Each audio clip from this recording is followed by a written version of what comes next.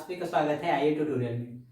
आज हम लोग पढ़ेंगे महिलाओं का कार्यस्थल पर लैंगिक उत्पीड़न निवारण प्रतितोष अधिनियम 2013 के बारे में। तो ये हमारे सिलेबस का बहुत इंपॉर्टेंट टॉपिक है।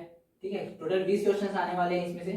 उसमें से हो सकता है 4 से 5 क्वेश्चन अकेला इसी एक्ट से पूछ दिया जाए, अलग अलग तरीके से घुमा के। तो ये बहुत इंपॉर्टेंट एक्ट है। तो सबसे पहले इसमें देख लेते हैं इसको प्रकाशन कब किया गया। राजपत्र में ये केंद्र सरकार का एक अधिनियम है। तो जिस दिन ये प्रकाशित होता है उसको बोलते, उस दिन होता है प्रकाशन की तिथि, उसी दिन से लागू किया जाता है। तो कब हुआ? राजपत्र में प्रकाशित 9 दिसंबर 2013। ये इंपॉर्टेंट पॉइंट है, इसको याद रखना जरूरी है। डेट 9 दिसंबर 2013 को लागू हुआ। अब इसमें परिभाषा देख लेते हैं सबसे पहले। अच्छा, जितना वैसे तो धारा से पूछने वाला नहीं है क्वेश्चन, लेकिन अगर पूछ देता है तो एक चीज ध्यान रखेंगे कि परिभाषा जो है हमेशा धारा नंबर 2 में रहेगी हर एक्ट में। तो परिभाषा सबसे पहले देखते हैं व्यथित महिला। व्यथित महिला मतलब जो भी ऐसी, मतलब जिसके साथ घटना हुई है। ठीक है, तो ऐसी महिला जिसके साथ घटना हुआ है उसको बोलेंगे व्यथित महिला। अब इसमें कौन कौन आएगा? इसमें काम करने वाली जो भी महिला है वो सारी की सारी आएंगी जिस परिसर में हो रहा है। जैसे ये घटना जो है किसी निजी संस्थान में भी हो सकती है, किसी सरकारी संगठन में भी हो सकती है, सरकारी संस्थान में भी हो सकती है, गवर्नमेंट ऑफिस में भी हो सकती है। तो इसलिए इसमें देखेंगे व्यथित महिला में कौन कौन आएगी, जो वहां काम कर रही है या डायरेक्टली या फिर इनडायरेक्टली। नियोजक क्या होता है? जो जॉब प्रोवाइड करेगा उसको बोलेंगे नियोजक। और जो डायरेक्टली जॉब प्रोवाइड किया सीधे सीधा उसके थ्रू लगी है वो, या फिर किसी ठेकेदार के अंडर में काम कर रही है, वो भी इसमें इंक्लूड होगी। अब इसमें कुछ ऐसी महिलाएं भी हो सकती है जो किसी थोड़े बहुत काम के लिए, किसी और ऑफिस का काम था, काम किसी और ऑफिस में करती है और किसी जरूरी काम से इस ऑफिस में, पर्टिकुलर ऑफिस, किसी ऑफिस में गई है और वहां उसके साथ इस प्रकार की घटना होती है, तो वो महिला भी व्यथित महिला की श्रेणी में आएगी। अब अगला कौन है? समुचित सरकार। समुचित सरकार जो इम्प्लीमेंट कराने के लिए जो रिस्पॉन्सिबल गवर्नमेंट रहेगा उसके बारे में बात चल रहा है यहाँ पर। इसके बाद आते हैं परिवाद। परिवाद मतलब अगर किसी महिला के साथ कोई घटना हुई, उस घटना को क्या बोलेंगे? उस घटना को परिवाद बोलेंगे। और उसका निवारण जो है, मतलब उसमें कार्यवाही अगर जो भी समिति करेगी उसको बोलेंगे परिवाद समिति। इसके बाद आते हैं लैंगिक उत्पीड़न। पहली बात तो लैंगिक उत्पीड़न को इस एक्ट में अलग रूप में परिभाषित किया गया है। और 1997 में एक केस हुआ था, विशाखा वर्सेस राजस्थान राज्य 1997। तो इसमें पहली बार लैंगिक उत्पीड़न को परिभाषित किया गया था इस एक्ट में। अब उसके अकॉर्डिंग क्या क्या आएगा? वैसे पहले हम लोग इसको पढ़ चुके हैं घरेलू हिंसा अधिनियम वाले में, लेकिन इसमें और देख लेते हैं।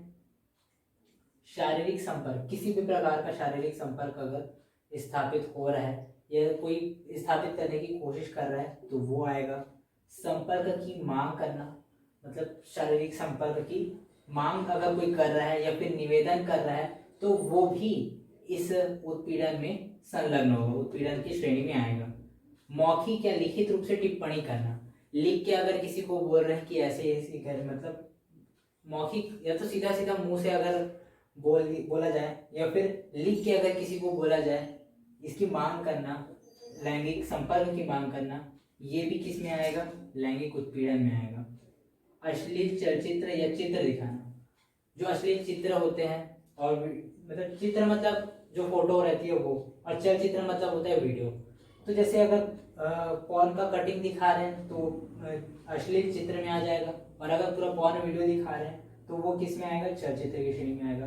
तो ये चारों घटनाएं किस में बताई गई? विशाखा वर्सेस राजस्थान राज्य का जो केस हुआ था 1997 में, इसमें बताई गई। कुछ और भी घटना, मतलब कुछ और भी श्रेणियां हैं इनकी, जिसको आगे डिस्कस किया जाएगा। तो इसको ध्यान रखेंगे इस केस में कौन कौन सा बोला गया, वो ये सब है। इसके अतिरिक्त और भी है। अब देखिए अगला परिभाषा किसका है? अध्यक्ष का। अध्यक्ष मतलब देखिए इसमें 2 तरह की समिति की घटना का गठन किया जाएगा। एक होगा आंतरिक समिति, आंतरिक परिवाद समिति, और दूसरा एक समिति होगा स्थानीय परिवार समिति, इन 2 समितियों का गठन किया जाएगा। इनके गठन का प्रावधान किया गया। तो इसमें जो पीठासीन अधिकारी रहेंगे, मतलब जो लीड करेंगे इन दोनों में से, या मतलब पर्टिकुलर अलग अलग निकाय को जो अध्यक्षता करेंगे, या जो उनके पीठासीन अधिकारी रहेंगे, उनको क्या बोलेंगे? अध्यक्ष। उनके लिए वर्ड यूज किया गया अध्यक्ष का। अब घरेलू कर्मकार, पहली बात तो जो व्यथित महिला है, जो महिला है फिर पीड़िता जो भी है, कर्मचारी दो तरह से हो सकते हैं और दोनों ही इस अधिनियम के अकॉर्डिंग ऑफेंसिव श्रेणी में आते हैं। पहली बात तो ये, कर्मचारी किसी ऑफिस का हो, संगठन का हो, मतलब ऑफिस या संगठन जैसा एक कोई क्षेत्र हो गया। दूसरा, बहुत सारे ऐसे रहते हैं जैसे ऑफिसर्स के घर में बहुत सारे कार्य करने के लिए लोग लगाए जाते हैं, या फिर बड़े बिजनेसमैन हैं, वो लोग भी पर्टिकुलर कोई ऐसे एक तो बाई रख लें ऐसा नहीं रहता है। वो लोग किसी कंपनी के पास जाते हैं, कंपनी को बोल देते हैं हमको इतने इतने वर्कर्स चाहिए, आप भेज दीजिए, एक खाना बनाने के लिए, एक बर्तन साफ करने के लिए, एक कपड़ा धोने के लिए। तो ऐसे अलग अलग रहते हैं, तो उसको भेज दिया जाता है। तो वो सब किस में आएंगे? जो घर में काम करेंगे वो भी कर्मकार हैं, वो भी तो वर्कर्स हैं, तो उनको बोलेंगे घरेलू कर्मकार। तो अब घरेलू कर्मकार की श्रेणी में कौन कौन आएंगे? एक तो जो घर में काम कर रहे हैं वो, लेकिन इसमें जो कुटुंब से रिलेटेड है, मतलब कुटुंब मतलब क्या होता है?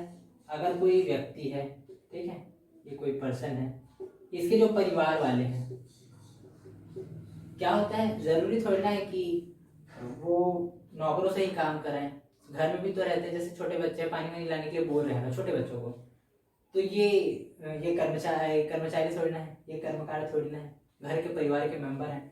तो घर परिवार के जो मेंबर रहेंगे वो इस श्रेणी में काउंट नहीं किए जाएंगे, चाहे उसमें वाइफ हो, चाहे मदर हो, मदर इन लॉ हो, या फिर सिस्टर हो, ब्रदर हो, बच्चे हो, कोई भी हो, अगर परिवार वाले हैं तो वो इस श्रेणी में नहीं आएंगे। उनके लिए अगर उनके साथ ऐसा कुछ गलत हो रहा है तो उसके लिए अलग अधिनियम है, उसके लिए अलग कानून है, अलग लॉ है। लेकिन ये वाला सिर्फ किनके लिए है? जो ऐसी महिलाएं जो जिनका कार्यस्थल पर अगर शोषण किया जा रहा है तो उनके लिए। अगला आते हैं कर्मचारी। कौन कौन होगा कर्मचारी? कर्मचारी की श्रेणी में कौन कौन आएंगे तो देख लेते हैं। सबसे पहले, प्रत्यक्ष रूप से अगर कोई डायरेक्टली, मतलब प्रत्यक्ष मतलब क्या होता है? डायरेक्टली, अगर डायरेक्टली कोई कर्मचारी लगा हुआ है तो वो आएगा। मतलब जैसे अगर एग्जाम फाइट करके पहुंचे किसी ऑफिस में तो वो प्रत्यक्ष नियोक्ता होंगे, मतलब प्रत्यक्ष नियुक्ति हुआ उनका। दूसरा, ठेकेदार, वो जैसे वो निकलते हैं तो वो प्रत्यक्ष नियुक्ता होंगे, मतलब प्रत्यक्ष नियुक्ति हुई उनकी। अब अगला आता है ठेकेदार। ठेकेदार के अंदर जैसे टेंडर जारी होता है, अलग अलग विभाग से टेंडर जारी होता है, तो उसमें क्या होता है, जब जारी होता है, टेंडर जारी होता है, तो फिर वो उसको कौन लेता है? टेंडर को ठेकेदार लेता है, और ठेकेदार अपने अंडर में काम करवाता है। तो खुद तो काम करता नहीं है, वो काम करवाता है, मैनेजिंग देखता है ठेकेदार। तो जो वर्कर्स उसके अंदर रहेंगे वो भी कर्मचारी होंगे।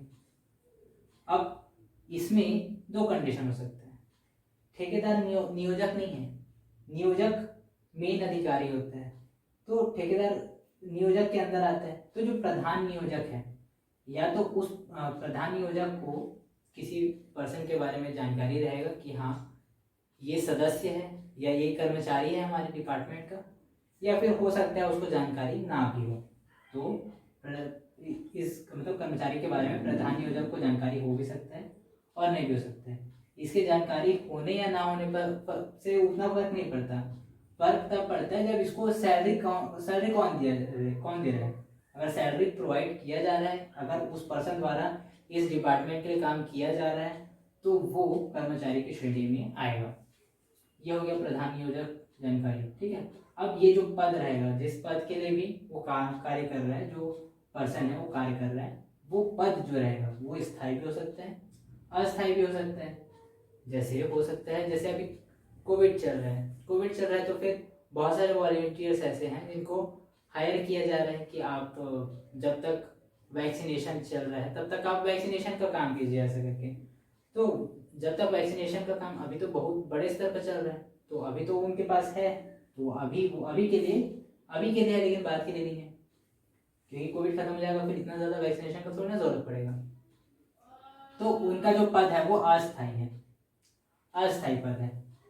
तो पद जो होता है स्थायी भी हो सकता है, अस्थायी भी हो सकता है कर्मचारी का।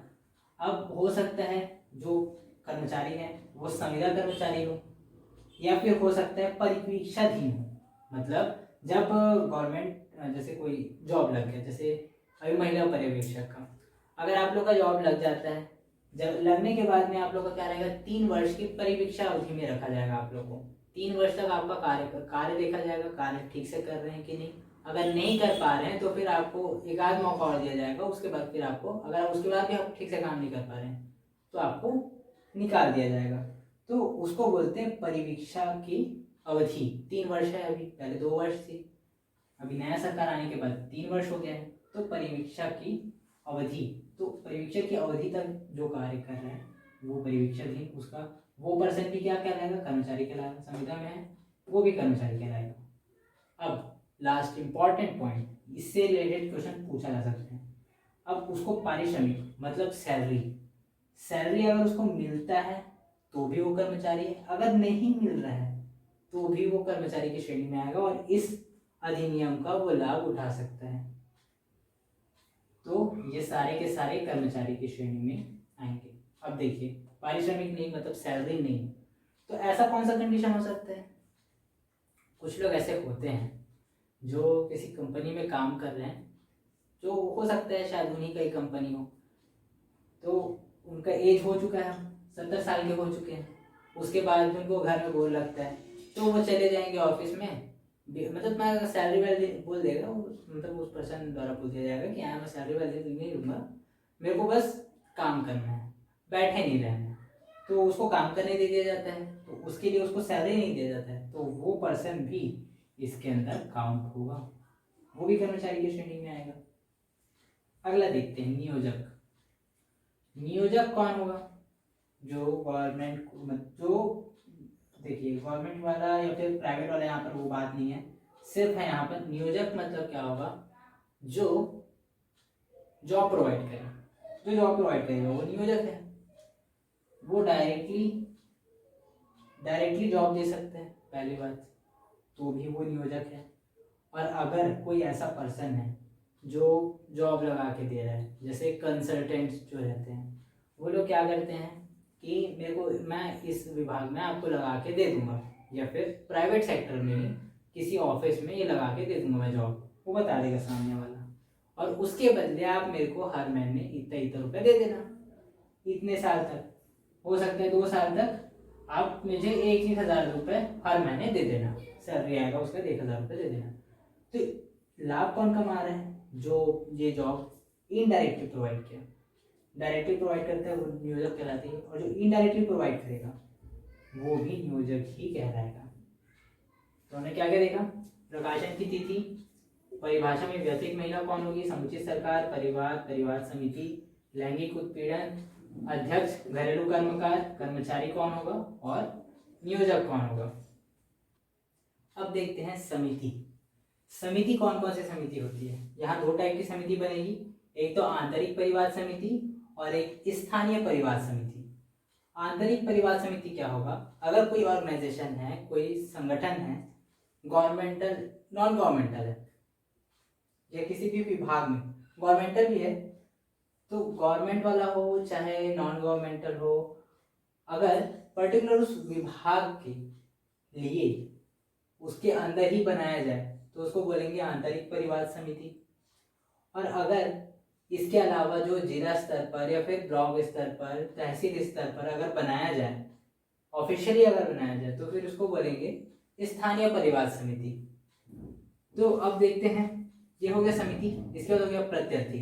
प्रत्यर्थी मतलब वो पर्सन जिसके द्वारा घटना घटित की गई है, मतलब अगर किसी पर्टिकुलर किसी पर्सन ने अगर किसी महिला के साथ अभद्र व्यवहार किया है, उसका लैंगिक शोषण किया है, तो वो क्या कहलाएगा, प्रत्यर्थी, इस एक्ट के अकॉर्डिंग। फिर संगठन, अब देखिए किस किस तरह के संगठन में ये चीज लागू होगा, इस बारे में देख लेते हैं। तो पूर्ण या आंशिक क्षेत्र मतलब कोई संगठन है उसके पूरे के पूरे क्षेत्र में भी लागू होगा, उसके किसी क्षेत्र में भी लागू होगा। हो सकता है कोई क्षेत्र ऐसा हो जैसे ये वाले एरिया में कोई कोई फीमेल है ही नहीं, कोई फीमेल कैंडिडेट है ही नहीं। जैसे अगर कोई कोयला भट्टी है, कोयला भट्टी नहीं, अगर कोई इस्पात संयंत्र में कोई ऐसा एरिया है जहाँ से पुरुषों का ही काम है, जहाँ पर महिलाओं की नियुक्ति नहीं की जाती, सिर्फ पुरुष ही नियुक्त किए जाते हैं, तो ऐसे क्षेत्र में इसका जरूरत पड़ेगा क्या इस एक्ट का? नहीं पड़ेगा, क्योंकि ये तो महिलाओं के लिए रिलेटेड, महिलाओं के लिए है।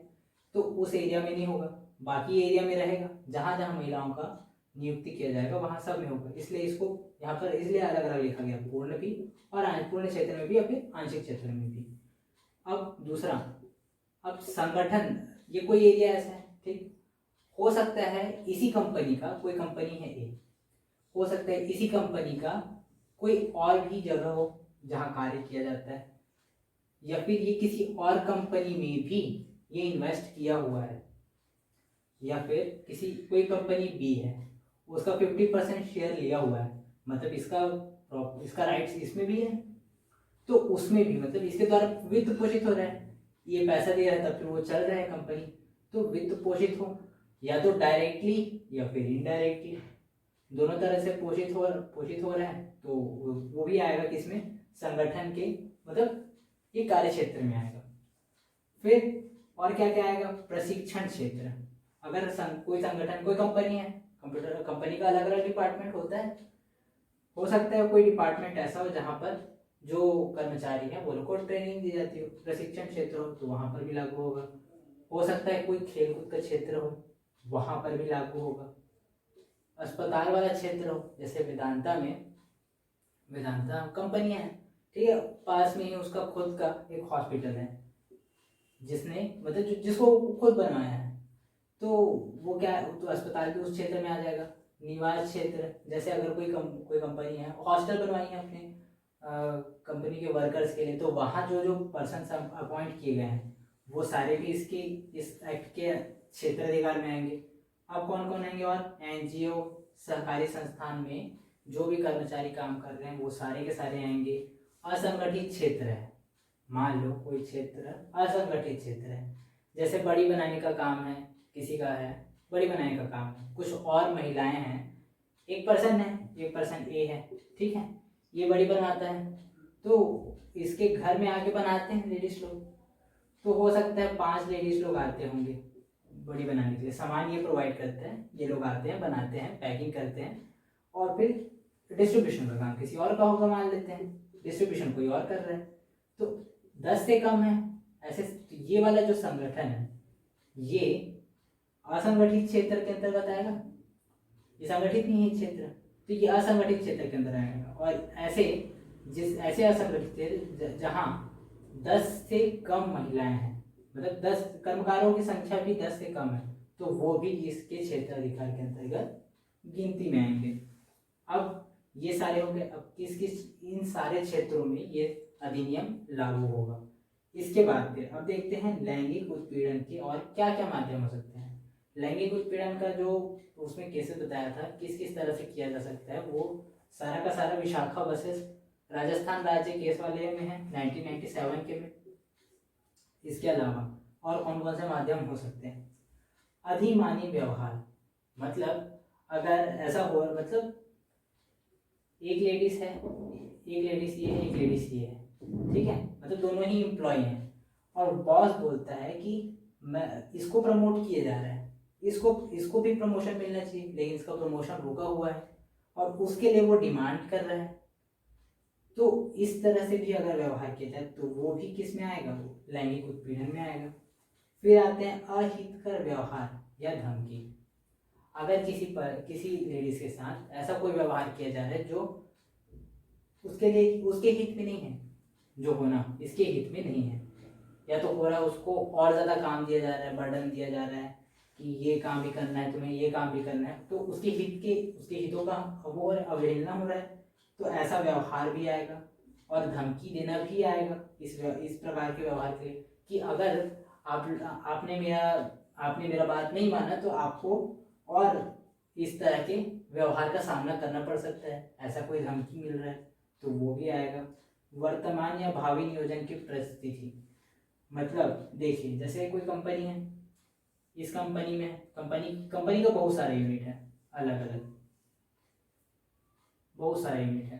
तो इस कंपनी में कोई महिला काम कर रही है, उसके साथ इस प्रकार का व्यवहार, उसको ये बोला जा रहा है कि अगर आप मेरा साथ नहीं देते हैं, अगर मैं जो बोल रहा हूँ वो आप नहीं करते हैं, तो आपका प्रमोशन रोक दिया जाएगा। आपको जाना है यहाँ, हो सकता है इसका होम टाउन कौन सा है, उस होम टाउन दुर्ग है, वो चाह रही है कि प्रमोशन हो जाए तो फिर वो वहाँ चले जाए, ट्रांसफर करवा ले वहाँ, ताकि घर के आसपास ही रहे। ऐसा मान के अगर ऐसा कोई वो है, ठीक है, ऐसा वो चाह रही है। लेकिन जो पर्टिकुलर जो पर्सन है जो उसको प्रताड़ित कर रहा है, वो क्या बोल रहा है, अभी अभी के वर्तमान के परिप्रेक्ष्य में या फिर भविष्य के परिप्रेक्ष्य में बोल रहा है कि किसी टाइप का धमकी दे रहा है कि नहीं, मैं आपका प्रमोशन रोक दूंगा, या मैं आपको ट्रांसफर होके जाना है ना वहाँ, मैं ट्रांसफर रोक दूंगा आपका, मेरा साथ दो, मैं जो बोल रहा हूँ वो करो। इस टाइप का घटना भी हो रहा है। इस टाइप की बातें अगर उसको फील करनी पड़ रही है तो वो भी किसमें आएगा, लैंगिक उत्पीड़न में आएगा। इसके बाद आते हैं कार्य क्षेत्र में हस्तक्षेप, काम करने ना देना किसी पर्टिकुलर रीजन के कारण, तो ये भी आएगा। आपराधिक या शत्रुतापूर्ण वातावरण का सृजन, मतलब आसपास के लोगों को भड़काया जा रहा है अगर कि वो मेरा मेरा बात नहीं मानती है, उसको ये काम दो, उसको वो काम दो, उसको ये करने मत दो, उसको वो करने मत दो, उसके साथ उसका मतलब उसको ऐसा प्रताड़ित कर दो कि वो छोड़ के ही चले जाए, मेरा साथ नहीं देगी तो वो छोड़ के ही जाना पड़े, उसको ऐसा माहौल बना दो। तो ऐसा अगर करने का भी प्रयास किया जा रहा है तो वो भी आएगा। स्वास्थ्य या सुरक्षा को प्रभावित कर सकने वाला आचरण। अब किसी के आचरण से कैसे हो सकता है भाई, स्वास्थ्य और सुरक्षा में प्रभाव कैसे पड़ सकता है? स्वास्थ्य में प्रभाव कैसे पड़ सकता है, अगर किसी को बार बार मानसिक प्रताड़ना दी जाए, मानसिक रूप से वो कोई महिला जो है वो एकदम प्रताड़ित हो गई है, परेशान हो गई है, तो उसका स्वास्थ्य ठीक नहीं रह सकता। तो इससे नुकसान किसको होगा, स्वास्थ्य में नुकसान होगा।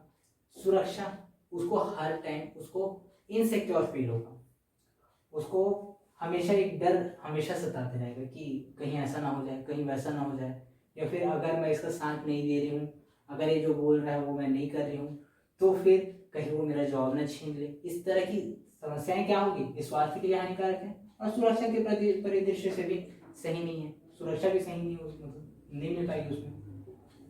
तो ये सारा का सारा चीज किसमें आ जाता है, लैंगिक उत्पीड़न के माध्यम। और कौन कौन से माध्यम हो सकते हैं, 4 माध्यम तो पहले भी पढ़ चुके हैं, ये 6 और इसके बाद देखते हैं। देखिए ये एग्जैक्टली ये वर्डिंग्स है, इसके बहुत सारे विस्तार हो सकते हैं। किसी भी तरह से किसी महिला को प्रताड़ित किया जा रहा है तो वो सारा का सारा इनडायरेक्टली डायरेक्टली इनडायरेक्टली दोनों ही तरीके से वो लैंगिक उत्पीड़न, या फिर इसको यौन उत्पीड़न भी बोलते हैं। अगर संबंध बन गया तो फिर यौन उत्पीड़न में आ जाता है। अब देखते हैं आगे, आंतरिक परिवार समिति। हमने देखा समिति 2 टाइप से बन सकती है, एक तो आंतरिक परिवार समिति और एक होती है, एक कौन सी होती है, स्थानीय परिवार समिति। तो सबसे पहले आंतरिक परिवार समिति में देखते हैं गठन। इसका गठन कौन करता है, नियोजक। जो भी कंपनी का ओनर है वो इसका नियोजन करता है, वो मतलब उसको जो कंपनी जिसका कंपनी रहेगा, जिसका मैनेजिंग डायरेक्टिंग का काम रहेगा वो क्या कहलाएगा, नियोजक। तो इसका जो ये समिति का गठन कौन करेगा, नियोजक करेगा। नियोजक नहीं रहेगा उस समिति, इस बात को ध्यान रखेंगे, ये सिर्फ गठन करने का कार्य करेगा। इसके बाद आते हैं इसमें कौन, ये कहाँ स्थापित होगा, संगठन के अंदर। कोई कंपनी है, इस संगठन के अंदर होगा। मान लेते हैं इसका एक यूनिट दुर्ग में है, एक यूनिट है रायपुर में, तो यहाँ भी समिति स्थापित होगी और यहाँ भी समिति स्थापित होगी। तो संगठन के भीतर में सारा का सारा क्षेत्र आता है, वो हर एक क्षेत्र, अगर छोटा छोटा यूनिट भी है तो हर यूनिट में एक आंतरिक परिवार समिति का गठन किया जाएगा। और अगर नहीं किया जाता है, किसी कारण से अगर नहीं किया जाता है, तो आंतरिक परिवार समिति का कार्य कौन करेगा, स्थानीय परिवार समिति।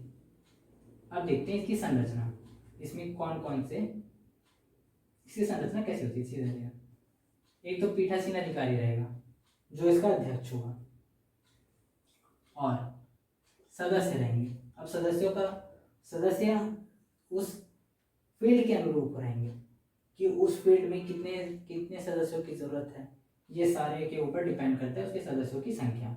तो पीठासीन अधिकारी तो एक रहेगा और वो रहेगी एक वरिष्ठ महिला जो सबसे उच्च पद में रहेगी, उच्च पदों में उपस्थित कोई वरिष्ठ महिला रहेगी। और अगर वरिष्ठ महिला वही है तो फिर उसी का नाम निर्देशित किया जाएगा।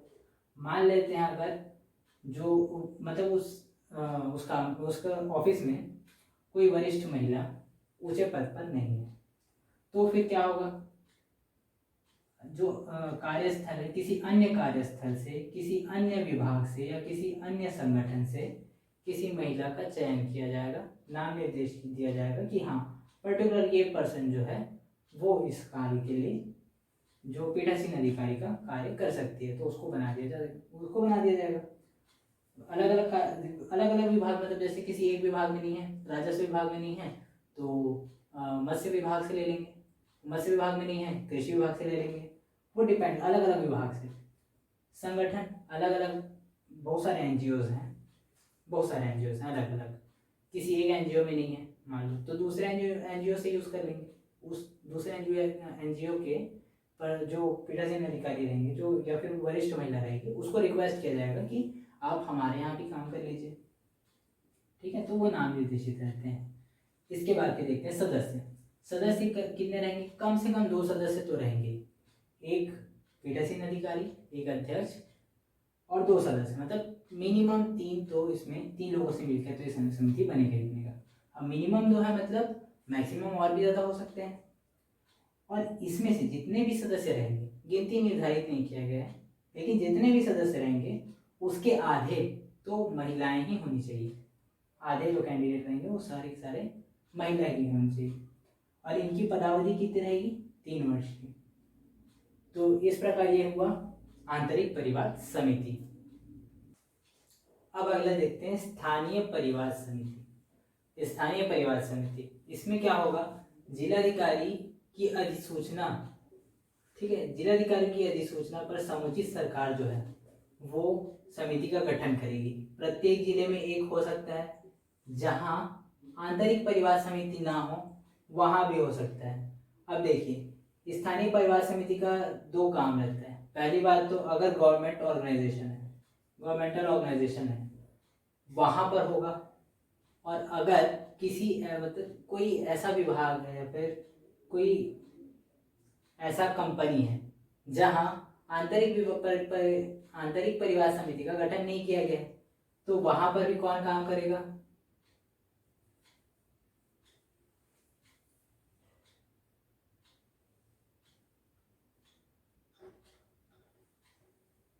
अब देखते हैं स्थानीय परिवार समिति। स्थानीय परिवार समिति, पहली बात तो इसका गठन क्यों किया जाता है, जहां आंतरिक परिवार समिति नहीं है वहां किया जाएगा, या फिर किसी कंपनी या फिर किसी विभाग में जो नियोक्ता है उसके ऊपर ही अगर चार्ज लग जाए, कर्मचारी के ऊपर चार्ज लगेगा तो कौन करेगा, आंतरिक परिवार समिति उसका मतलब उसमें जांच करेगा, कार्यवाही करेगा, जो भी है वो सारा का सारा आंतरिक परिवार समिति करेगा। लेकिन अगर नियोक्ता के ऊपर ही सवाल उठ जाए, नियोक्ता के ऊपर ही केस कर दिया जाए, तो ऐसे कंडीशन में आंतरिक परिवार समिति नहीं करेगा, कौन करेगा, स्थानीय परिवार समिति। इसमें क्या रहेगा, जिलाधिकारी की अधिसूचना, ठीक है, जिलाधिकारी की अधिसूचना पर समुचित सरकार जो है वो इस समिति का गठन करेगी। अब ये प्रत्येक जिले में एक हो सकता है, और जहां आंतरिक परिवार समिति ना हो वहां हो सकता है, वहां स्थापित हो सकता है, नहीं है वहां स्थापित हो सकता है। अब इसका अधिकारिता क्षेत्र कहाँ कहाँ, ग्रामीण या जनजातीय क्षेत्र में अगर देखा जाए तो ब्लॉक, तालुका और तहसील में रहेगा। शहरी क्षेत्र में देखा जाए तो वार्ड और नगर पालिका में रहेगा। और किसी भी प्रकार की घटना हो रही है उसके 7 दिन के अंदर समिति का गठन करके कार्यवाही का प्रारंभ किया जाएगा। अब इसकी संरचना देख लेते हैं। संरचना में क्या क्या है, एक तो अध्यक्ष रहेंगे, एक अध्यक्ष, उसके बाद दूसरा देखते हैं एक महिला रहेगी, एक महिला सदस्य रहेगी जो अधिकारिता क्षेत्र इतना पूरा अधिकारिता क्षेत्र में आएगा। इन सभी में जो भी कार्य करने वाली मतलब किसी भी टाइप की कर्मकार महिला जो रहेंगी वो सारी महिलाएं अपने विचार विमर्श से किसी एक का नाम निर्देशित करेंगी, वो इस समिति की एक सदस्य बनेगी, एक महिला सदस्य। इसके बाद 2 अन्य सदस्य रहेंगे जिसमें से एक महिला होना अनिवार्य है। इन 2 सदस्यों में एक महिला होगी। अब ये कहाँ से हो सकते हैं? एनजीओ से हो सकते हैं या फिर अन्य किसी संस्थान से या संगठन से हो सकते हैं। और इसमें एक और कंडीशन है, इसमें एक जो पर्सन रहेगा, मतलब रहेगा या रहेगी, वो एसटी, एससी, ओबीसी या फिर अल्पसंख्यक समुदाय से होनी चाहिए। इनमें से एक होंगी, या फिर देखिए ऐसा भी हो सकता है जो एक महिला होने वाली है, एक महिला के लिए तो फिक्स है, हो सकता है कि महिला ही इन चारों में से किसी एक समुदाय से आती हो, तो एक पुरुष भी हो सकता है। टोटल 2 ही रहेंगे। और इसका क्या क्या है? एनजीओ से हो सकता है, अन्य संस्थान से हो सकता है, एक महिला होनी कंपलसरी है, और जो एक सदस्य रहेगा दोनों में से एक तो एसटी, एससी, ओबीसी या फिर अल्पसंख्यक समुदाय से होगा। अब देखते हैं जिले का महिला एवं बाल विकास अधिकारी जो रहेगा, पुरुष रहे चाहे महिला रहे, दोनों में से कोई भी हो सकता है, तो वो भी इसका सदस्य होगा। तो टोटल इसमें कितने सदस्य होंगे? 1 2 3 4 और ये 5, टोटल 5 सदस्य होंगे। अब अगला देखते हैं कार्यकाल। इनका कार्यकाल कितने वर्ष का होगा? 3 वर्ष का। 3 वर्ष का कार्यकाल रहेगा। अब इसमें निरर देखिए, स्थानीय परिवार समिति और आंतरिक परिवार समिति में दोनों में ही ये चीज कॉमन है कि कोई सदस्य निरल क्यों घोषित किया जाएगा। तो उसके लिए जो कंडीशन है उसको देख लेते हैं। अगर किसी भी तरह का उसके ऊपर अपराध का चार्ज लगा है, किसी भी टाइप का अपराध को वहां पर क्लासीफाई नहीं किया गया है, तो अब किसी भी टाइप का अपराध उसको दोषी बनाया गया है, या तो दोषी घोषित कर दिया गया है, तो भी वो हट जाएगा, इसका सदस्य नहीं बन सकता। या फिर किसी अपराध के लिए उस पर जांच भी चल रही है, तो भी वो इसकी सदस्यता ग्रहण नहीं कर सकता। दूसरा, अनुशासनिक कार्यवाही का दोषी पाया गया है। किसी भी संगठन में हर किसी का एक अनुशासन होता है, उसमें अगर अनुशासनिक कार्यवाही का दोषी अगर पाया गया कोई पर्सन, तो उसको भी इस समिति का सदस्य नहीं बनाया जा सकता। और अगर वो अपना पद का दुरुपयोग करते हुए पकड़ा गया है, तो भी उसे समिति का सदस्य नहीं बनाया जा सकता। ये हुआ स्थानीय परिवार समिति, और इसके पहले हम लोग देख चुके हैं आंतरिक परिवार समिति। अब हम लोग देखते हैं ये लोग को। अब देखिए इतना काम कर रहे हैं ये लोग, तो फिर लोग को सैलरी तो दिया जाएगा। कितना सैलरी दिया जाएगा? कौन देगा? तो अनुदान दिया जाता है इनको केंद्र सरकार द्वारा। केंद्र सरकार देता है राज्य सरकार को, राज्य सरकार एक अभिकरण की स्थापना करता है और उस अभिकरण को ट्रांसफर कर देता है राज्य सरकार। और ये अभिकरण जिला का जो अधिकारी रहेगा इस क्षेत्र का, उसको ट्रांसफर कर देगा। उसके बाद फिर जिलाधिकारी जो डिसाइड करेगा कि किसको कितना देना है, जिसको अपेक्षित है उसको ये प्रदान करता है। अब इसका देखिए, कोई भी समिति बन रही है तो उसका रिपोर्ट तो वो पब्लिश करेगी। हो सकता है साल में 1 घटना हो सकता है साल में 10 घटना हो सकता है साल में कोई घटना ना हो। तो कोई घटना नहीं हुआ है ऐसा करके भी एक रिपोर्ट तो बनाना ही पड़ेगा। तो उस रिपोर्ट को कौन बनाएगा? महालेखाकार। और किसको प्रोवाइड करेगा? राज्य सरकार को। इसके बाद आते हैं परिवार। अब परिवार मतलब अब घटना का हम लोग को रिपोर्ट करना है। कोई महिला है, उसके साथ घटना हुआ है, उसको रिपोर्ट करना है। तो वो कैसे रिपोर्ट करेगी? घटना जब भी घटा, उस घटना घटने के अगले 3 माह तक उसके पास टाइम है, वो घटना का कंप्लेन कर सकती है। या फिर अगर किसी कारण से ऐसा हो रहा है कि वो महिला 3 माह के बाद ऐसा आवेदन करती है या ऐसा कंप्लेन करती है, क्योंकि उन 3 माह के अंदर वो स्थिति में ही नहीं थी, हो सकता है डर गई हो, या फिर हो सकता है कोई और कारण हो जिसके कारण वो कंप्लेन नहीं कर पाई, तो वो उसके बाद भी कंप्लेन कर सकती है। और अगर वो कंप्लेन दायर करने में असमर्थ है, तो उसका जो विधिक वारिस रहेगा, विधि के अनुसार जो उसका वारिस होगा वो कंप्लेन कर सकता है। या फिर कंप्लेन करने हेतु अगर कोई महिला किसी पर्टिकुलर व्यक्ति को बोलती है, जो वो व्यक्ति जिसको विहित किया जाए, ऐसा व्यक्ति इस घटना का कंप्लेन कर सकता है। अब आते हैं इसमें सुलह। अब देखिए रिपोर्ट घटना वटना हो गया, घटना के बाद में फिर रिपोर्ट दायर कर दिया गया। अब जो जिस पर्सन के ऊपर दायर किया गया है, उस पर्सन को अगर एहसास हो रहा है कि नहीं मैं गलती कर दिया, अगर इसमें मेरे को सज़ा मिल गई, ऐसी सज़ा मिल गई, वैसी सज़ा मिल गई, तो फिर ये तो मेरा पूरा करियर बर्बाद हो जाएगा। तो वो उससे सॉरी बोलना चाहते हैं, वो रियल में सॉरी बोलना चाह रहे हैं अगर, तो फिर वो उन दोनों के बीच सुलह कराया जा सकता है। तो उस सुलह में क्या कंडीशन होनी चाहिए वो चीज़ के बारे में देख लेते हैं। इस प्रकार का जो सुलह होगा धन पर आधारित नहीं होगा, कि जो अभियुक्ता है, मतलब जो प्रत्यर्थी है जिसने गलती किया है, वो पैसा देके उसको चुप नहीं करा सकता कि आप 10 लाख रुपए ले लीजिए लेकिन केस को रहने दीजिए, खत्म कर दीजिए। तो ऐसा कोई समाधान नहीं होना चाहिए, धन पर आधारित नहीं होना चाहिए। दूसरा, समाधान की सूचना, अगर समाधान हो गया, मान लेते हैं किसी तरह से सुलह हो गया, समाधान निकल गया, तो इस समाधान की सूचना लिखित रूप में समिति, नियोजक या फिर जिलाधिकारी को सौंपेगा। अगर आंतरिक परिवार समिति है तो वो नियोजक को, और अगर स्थानीय परिवार समिति है तो वो जिलाधिकारी को सौंपेगा इसका रिपोर्ट। ऐसा समाधान हो चुका है ऐसे करके। और समाधान की जो प्रतियां हैं, जो ऑर्डर रहेगा, उसको एक कॉपी दिया जाएगा पीड़िता को, एक कॉपी दिया जाएगा प्रत्यर्थी को। अब अगर समाधान हो गया, पूरा कंप्लीट हो गया, तो फिर उस पर जो जांच चल रही है वो जांच को बंद कर दिया जाता है सीधा सीधा।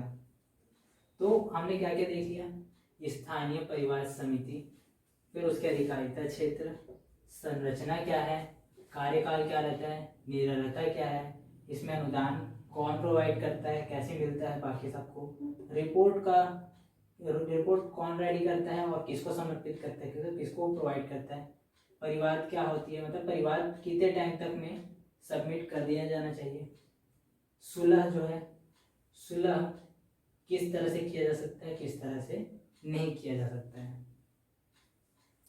अब देखिए सुलह करा चुके हैं, सुलह के बाद में फिर वो सुलह वाला केस हो गया। अब देखिए परिवार की जांच, सुलह वाला केस नहीं हुआ अभी, तो अगर अब परिवार की जांच की जा रही है तो उसमें कौन सा धारा लगेगा, आईपीसी की धारा 509 के तहत कार्यवाही होगा। 7 दिन के भीतर पुलिस को लिखित में कंप्लेन जाएगा, पुलिस का लिखित में पूरा अपना कार्यवाही करेगा, पंचनामा बनाएगा, उसके बाद फिर दोनों पक्षकारों को अपना अपना पक्ष रखने का एक एक मौका दिया जाएगा। जब दोनों पक्षकार अपना अपना पक्ष रख लेंगे उसके बाद ही कार्यवाही का संचालन आगे किया जाएगा। और इसमें मान लेते हैं अगर जो भी इसमें अगर जो पुरुष है वो दोषी पाया गया तो उसको जितना भी धनराशि से दंडित किया जाएगा वो सारा धनराशि किसको मिलेगा, महिला को 100%। मतलब अगर उसको 1 लाख का भी अगर दंड हो रहा है तो पूरा 1 लाख किसको दिया जाएगा, महिला को, गवर्नमेंट उसमें कुछ नहीं रखेगा। इसके बाद आते हैं समिति की शक्ति। समिति के पास क्या क्या शक्ति है। सबसे पहला तो व्यक्ति को हाजिर करना, जो भी प्रत्यर्थी है उसको तुरंत बुलाया जाएगा, हाजिर किया जाएगा तुरंत, और उसकी परीक्षा ली जाएगी कि मतलब जांच का एक पार्ट होता है परीक्षा लेना। उसके बाद उससे शपथ लिया जाएगा, शपथ भी लिया जाएगा कि जो भी बोलेगा वो सही बोलेगा। 2 टाइप की शपथ रहती है, एक तो जो बोलेगा सही बोलेगा, और दूसरा शपथ क्या रहता है, अगर वो इस घटना का दोषी है तो उसको ये शपथ भी लेना होगा कि अगली बार से ऐसा नहीं किया जाएगा, ऐसी घटना दोबारा नहीं होगी।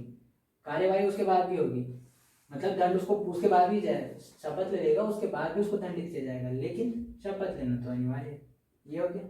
उसके अवधि कि जितनी भी जांच की प्रक्रिया रहेगी वो सारा का सारा 90 दिन के अंदर कंप्लीट हो जाना चाहिए। ये 90 दिन की अवधि इसमें टाइमलाइन दिया हुआ है।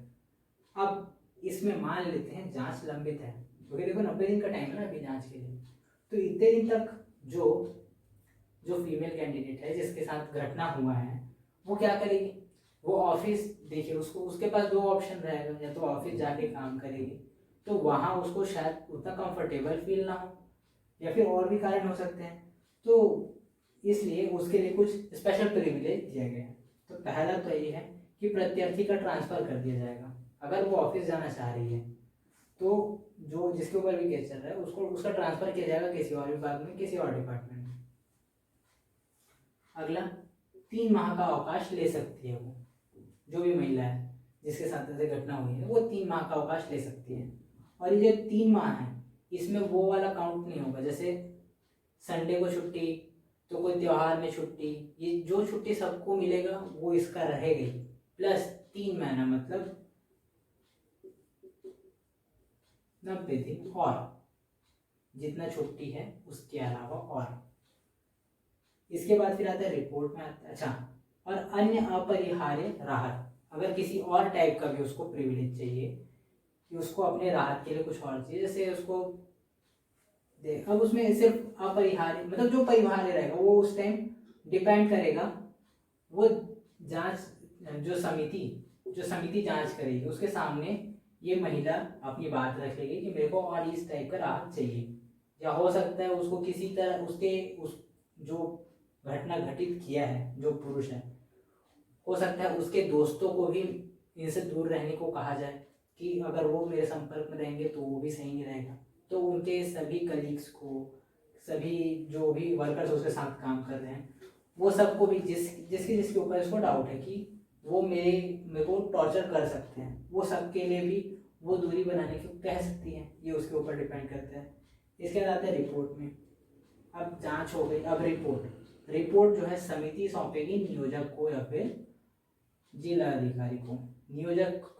आंतरिक के केस में नियोजक को और स्थानीय के केस में जिलाधिकारी को। जांच हो गया जब मतलब जिस दिन जांच का रिपोर्ट आ गया उसके 10 दिन के अंदर उसको पहुंचा देना है जहाँ तक।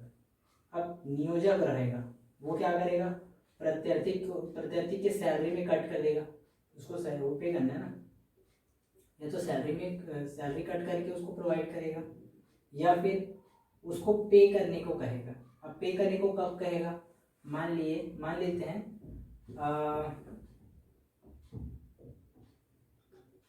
2 अक्टूबर को, 2 अक्टूबर नहीं लेते, 2 नवंबर को रिपोर्ट आया, ये जांच का रिपोर्ट 2 नवंबर को आया, लेकिन इसको 1 नवंबर को सैलरी मिल चुका है तो सैलरी कट करने का सवाल ही नहीं उठता। तो ऐसे टाइम पे वो पे करने के लिए बोलेगा कि इसको पे करो इतना ऐसे करके। और अगर उसमें भी प्रत्यार्थी ये कंडीशन में भी इसमें भी फेल हो जाता है, तो ऐसे टाइम पे क्या करेगा, जो जिला अधिकारी जो रहेगा वो क्या बोलेगा, भू राजस्व के बकाया के रूप में आपको चुकाना पड़ेगा, इसको डाल देगा उसके भू राजस्व के बकाया के अकाउंट में, ठीक है। जब वो भू राजस्व पटाएगा तो उसके सामने पड़ जाएगा वो, ऐसा होता है यहाँ पर। अब आते हैं, हो सकता देखिए मिथ्या साक्ष्य के रूप में, हो सकता है जो पर्सन जिसके ऊपर दोष लगाया गया है वो दोषी है लेकिन वो ऐसे सबूतों को तोड़ मरोड़ के या फिर झूठे सबूतों को पेश करता है कि देखिए ये बात है, ऐसे करके अपना पक्ष रखने के लिए वो झूठ का सहारा लेता है और वो सामने आ जाता है कि ये सारी बातें गलत है, मिथ्या है, ये बनाया वाला बात है, तो वो दोषी तो हो गई, पहले भी दोषी है, अभी और दोषी है। अब हो सकता है दूसरा केस कि जो महिला है वो बदला लेने के लिए या फिर किसी भी अलग इंटेंशन से, जो भी वो चाहती होगी, किसी इंटेंशन से उसके ऊपर मिथ्या आरोप लगाई है कि इसने मेरे साथ ऐसा ऐसा किया ऐसे करके, सच नहीं है, वो झूठ है, मान लेते हैं, तो ऐसे कंडीशन में वो भी दंड की पात्र होगी। और इसमें दंड कौन देगा, नियोक्ता देगा, जो आंतरिक परिवार समिति के अगर इस जांच को पाती है तो फिर नियोक्ता देगा दंड, और अगर स्थानीय परिवार समिति इसको आइडेंटिफाई करती है तो फिर जिलाधिकारी इसको दंड देगा। अब प्रतिकर के अवधारण के आधार, प्रतिकर किन आधारों पर दिया जा सकता है, चिकित्सकीय खर्च, मानसिक प्रताड़ना हो गया उसका तो फिर उसको उस हिसाब से खर्च, या फिर उसको अगर चिकित्सा में किसी टाइप का प्रॉब्लम आ रहा है, जैसे उसके हाथ पैर में अगर कहीं पर चोट आ गई है तो उसके लिए भी खर्च होगा। तो ये सारा चीज़ को आपके नोट्स में आप लोगों को प्रोवाइड किया जाएगा, इसको सिर्फ ऐसे पढ़ने का चीज़ है, पढ़ना है, याद करना, हो सकता है उसमें से क्वेश्चन पूछ सके लेकिन चांसेस कम है। अब देखिए कार्यवाही का प्रकाशन, अगर कोई कार्यवाही का प्रकाशन कर देता है कि ऐसा ऐसा कार्यवाही हुआ और इस पर्सन मतलब पर्टिकुलर किसी पर्सन को जो दोषी है उसके बारे में सारा चीज़ उजागर कर दिया गया, या जो पीड़िता है उसके बारे में नाम उजागर कर रहा है या फिर कुछ और ऐसा कर रहा है कि ये कार्यवाही का प्रकाशन हो गया एक टाइप से, ये तो मौखिक रूप में भी बता रहा है, तो वो जो पर्सन जो रहेगा वो भी दंड का पात्र होगा, उसको भी दंड दिया जाएगा। क्योंकि ये सारी चीज़ बाहर नहीं लाया जा सकता। इसके बाद फिर जांच या कार्यवाही के विरुद्ध अपील।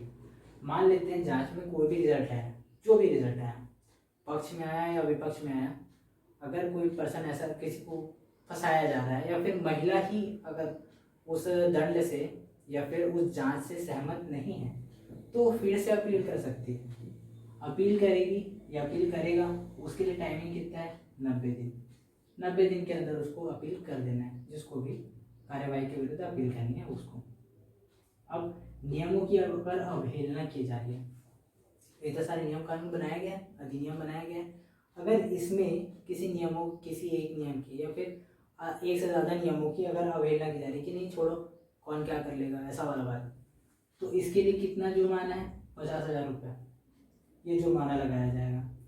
और इस एक्ट में कहीं भी अगर संशोधन की ज़रूरत है, कहीं पर भी नियमों पर परिवर्तन की ज़रूरत है, तो वो परिवर्तन कौन करेगा, केंद्र सरकार। केंद्र सरकार के पास ये शक्ति रहेगी, मतलब संसद में ये परिवर्तित किया जाएगा। अब इसमें एक पॉइंट और है, जो नियोजक है उसके कुछ कर्तव्य हैं, मतलब कोई कंपनी है या फिर जो अगर गवर्नमेंट ऑर्गेनाइजेशन है तो उसमें भी जो भी नियोजक है उसके अपने कुछ दायित्व हैं जिसकी पूर्ति उसको करनी होगी। जो इस तरह के यौन जो लैंगिक अपराध जो हो रहे हैं, इन लैंगिक अपराधों को रोकने के लिए, ख़त्म करने के लिए, लोगों को सचेत करने के लिए बहुत सारे नियम कानून वो बताएगा और वो अपनी जिम्मेदारियों को वहन करेगा। जैसे अगर ऐसा कोई घटना हुआ है तो उसके ऊपर त्वरित कार्यवाही करना, जांच चल रहा है कि नहीं, ठीक से चल रहा है कि नहीं, स्पीड से चल रहा है कि नहीं, वो सब पे नज़र रखना। जो व्यथित महिला है उसके लिए क्या क्या उपाय किए जा सकते हैं, उसको नॉर्मल करने का प्रयास किया जा सकता है, किसी भी टाइप का वेरिएशन क्रिएट ना हो, मतलब कोई उस केस को तोड़ मरोड़ने की कोशिश ना करे।